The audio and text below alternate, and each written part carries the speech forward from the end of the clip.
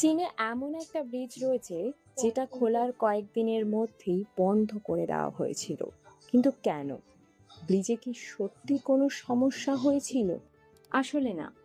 এই ব্রিজের নাম ঝাংজিয়াজিয়ে ব্রিজ। চারপাশে উঁচু পাহাড় আর তার মাঝখানে ঝুলে আছে কাচের তৈরি এই ব্রিজ। সবচেয়ে অবাক করার বিষয়, এই ব্রিজটি মাটি থেকে ৩০০ মিটারেরও বেশি ওপরে ঝুলে আছে। এর মেঝে পুরো স্বচ্ছ কাচের।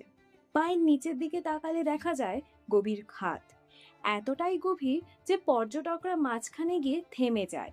কেউ ভয় পেয়ে বসে পড়ে, আবার কেউ সামনেই এগোতে পারে না।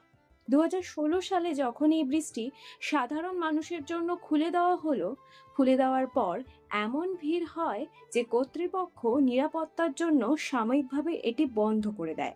ব্রিজের কিন্তু কোনো রকম সমস্যা হয়নি। সমস্যাটা হয়েছিল পর্যটকদের নিয়ে। আসলে মানুষদের অতিরিক্ত ভিড়ের কারণেই এটি বন্ধ করতে হয়েছিল।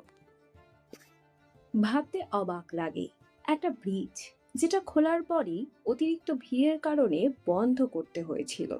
আজও পৃথিবীর নানা জায়গা থেকে মানুষ আসে শুধু এই কাচের ওপর একবার হাঁটার অভিজ্ঞতা নিতে। কারণ ঝাংজিয়াজিয়ে গ্লাস ব্রিজ শুধু একটা ব্রিজ নয়, এটা ভয়ও আছে, এটা রোমাঞ্চকর আর সাহসকে একসঙ্গে অনুভব করার এক অদ্ভুত জায়গা।